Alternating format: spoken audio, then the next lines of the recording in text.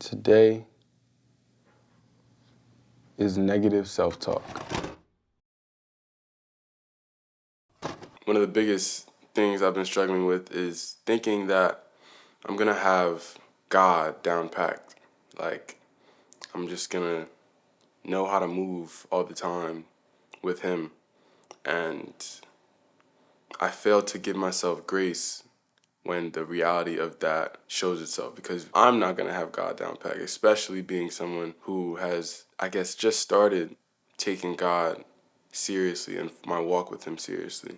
I don't know, it's like I naturally just slip back into old ways of thinking, all right, this is cool enough for God, or I'm on the right track. And then I have a step back and I'm realizing, like, no, I'm trying to put God into a system when that's not how that works. Sometimes I won't understand that. Like, I'll be so caught up in the things that I'm doing, thinking, well, that is for Him, but sometimes He just wants my attention. I guess it's just new.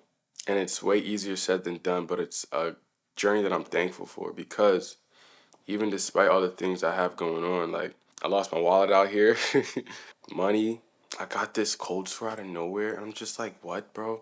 These are little things that could easily just make me hate life real quick, but I'm thankful because I have someone to lean on, which is God, and who is God, and it lightens the load off my shoulders, and it gives me like someone to just retreat into.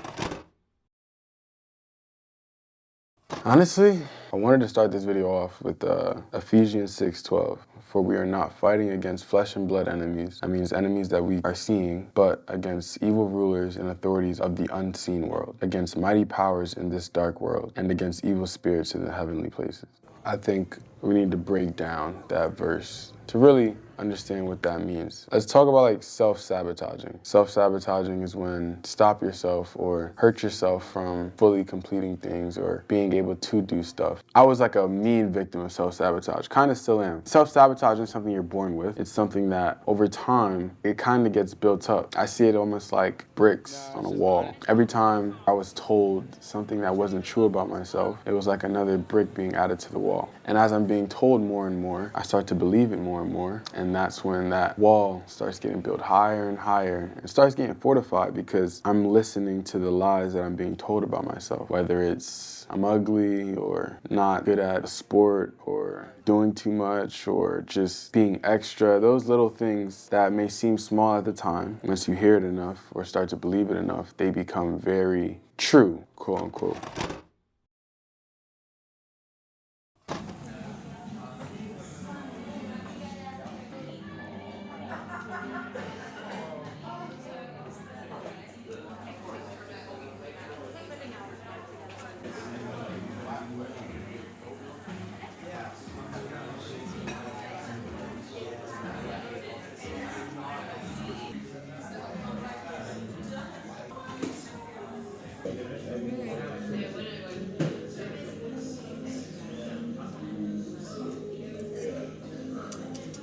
It's a little strong there. I think that's when a wall of false truth is made in between you and the truth.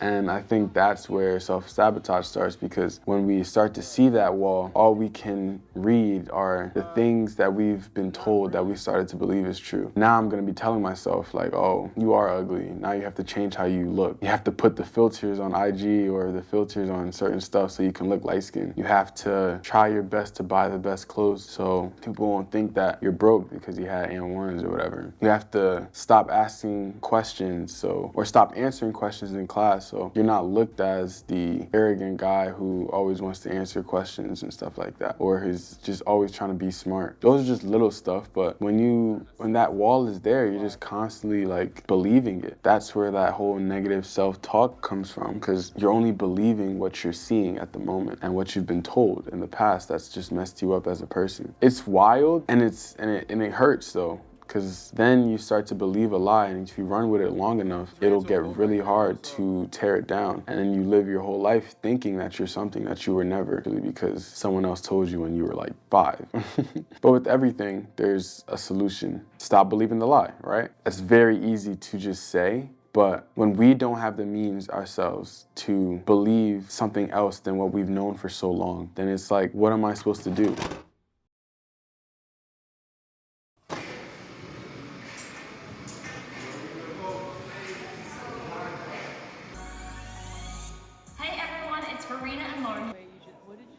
To shout out the cross, he really died for me. Amen. You finna love the universe. Yo, what? Lord and Savior. You know what I'm saying?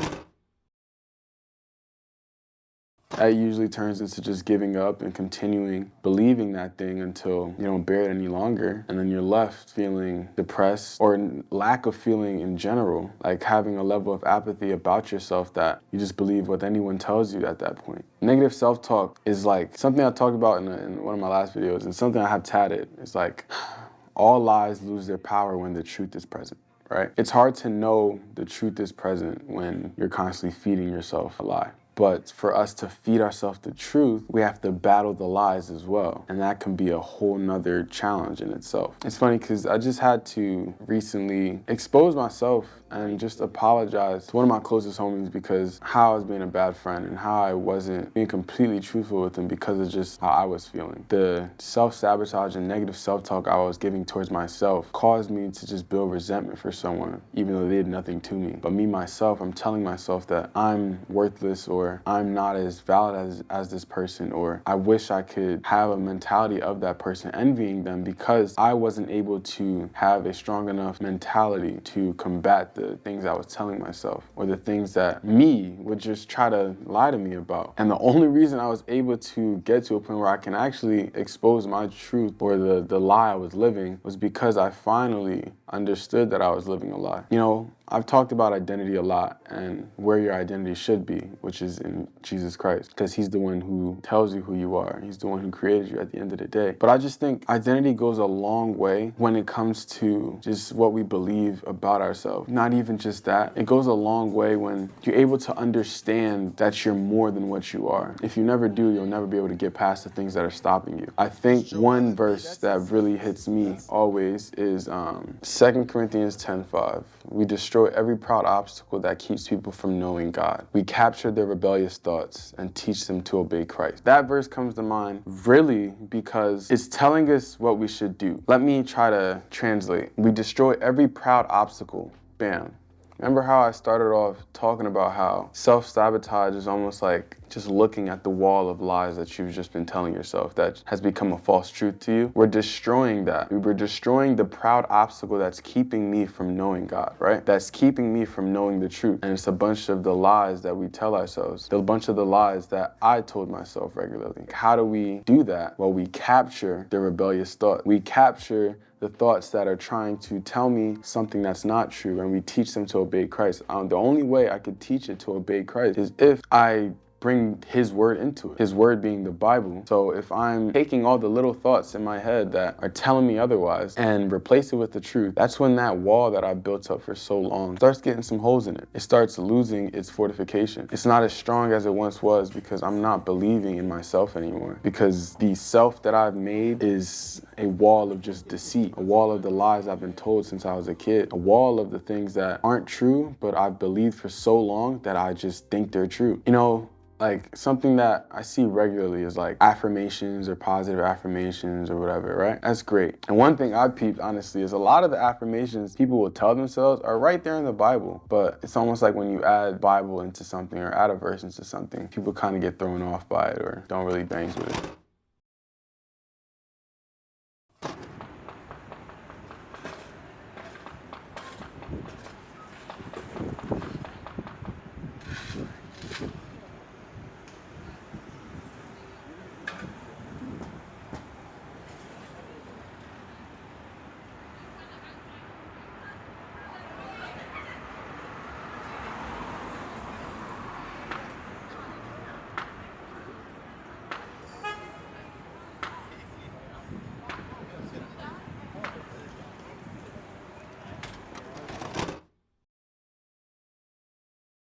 The truth is the word. There's so many truths that I read every day just about what God does, who he is, what he's already promised me, what he calls me. There's no way I can feel any other way if I'm being told that I'm a masterpiece, that I'm a chosen people, a chosen generation, like like a city on a hilltop, like a royal priesthood. Do you understand the height or the things that those entail? That I'm all the way up here, but because of how much I've listened to lies, listened to what people told me, listened to the things I've seen, or not even listened, compared myself to the things I've seen, I just dropped all the way down here when I've already been made to be up here. I have there's no limit to who I am, but the world that we live in, and now I'm saying we because we do all live in this world. The world I live in constantly changes how I feel about myself, whether it's the people in it or the things that I'm seeing. It also comes from like fortifying our minds, right? Fortification of our mind is probably one of the hardest things to do. And not just our minds, actually. It's our hearts as well. The Bible tells us to guard our heart because that is like the most precious thing. If we believe it in our head, then our heart's gonna start to feel the same way, bro. But the only way we can fortify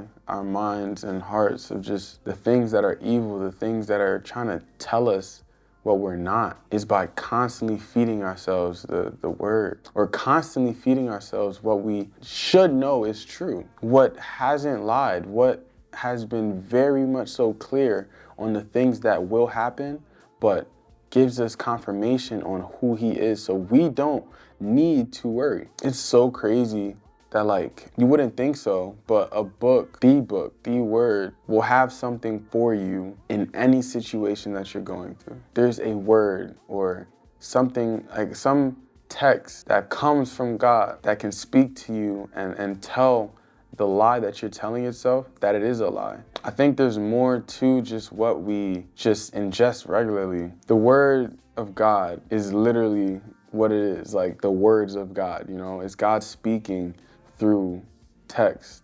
And every time we read it, I think it's just changed the perspective that I'm just listening to God. Everything in here is just telling me who I am or telling me what has happened in the past, but how he has been faithful and how he's been great through it all. So when we start to get out of ourselves, I think that's one of the main things about negative self-talk. We start to focus a lot more on ourselves. Almost always, I used to, and still kind of like would go outside with the thought process that people would be looking at me or trying to just figure out what I have to wear or the things that I have. It just goes to like an unhealthy sense of self to where I'm just constantly focusing on me. I'm focusing on how people are gonna look at me, perceive me, on what people think of me, when that's not what's important. But because I do that, that's when I start to tell myself all the lies that I've been told in the past, because I'm just thinking of me. I'm just thinking of me. Oh, they told me I was ugly. Oh, shoot, I gotta make sure I look good today. I gotta make sure my hair is good. I gotta make sure everything is good about me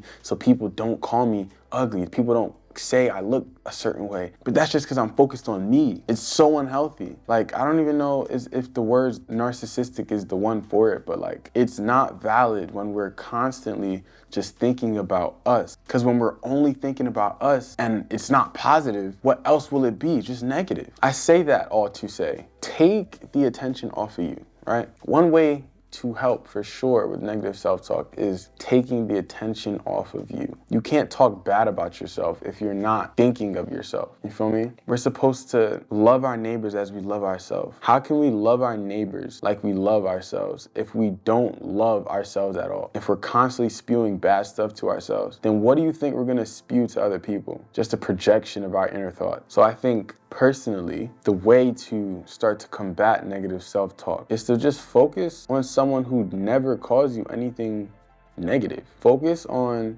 God, Jesus, the one who made you and calls you his masterpiece and tells you that you're beautifully and wonderfully made, who tells you you're like the lily of the valley. If the God that made the lilies made you, then why should you care about anything else? Let's just worry about him. Let's just think of him. And as you do that, as you start to read his word more and learn it more, he already told you so much that you're gonna believe it, because you're gonna see how he's worked in other people's lives in the Bible. And then you can start to take a step back and realize, oh, he's been doing this in my life as well. He's been with me this whole time, but I've been too blinded with that wall that I put up in front of myself by believing in things people have told me that I was too blind to see and listen. God cares for us so much.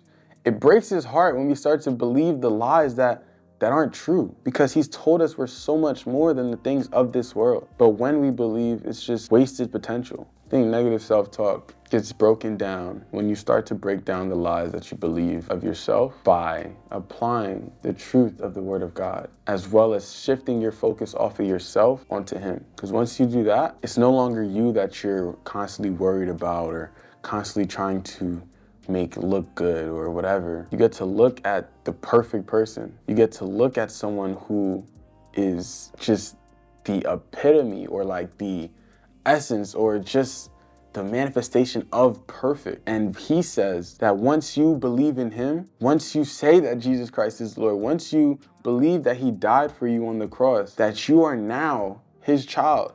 He now sees you, he adopts you into his family. So that means I'm perfect because of Jesus. Jesus makes me perfect. I'm made in the image of God. So he made me perfect exactly how I am. So there's no other way that anyone else can tell me something otherwise. There's no way I can tell myself otherwise because he told me the truth already. So that's why now, even if my homies say anything small like, oh, I'm stupid or I'm dumb. No, you're not. You're not dumb in Jesus' name, because that's not true. Jesus never called you dumb. I'm not ugly. Jesus never called me ugly. I'm not whatever I used to tell myself, because Jesus never called me that. Jesus never made me to be like that. That's just a fact. Shout out Jesus, man. Shout out Jesus.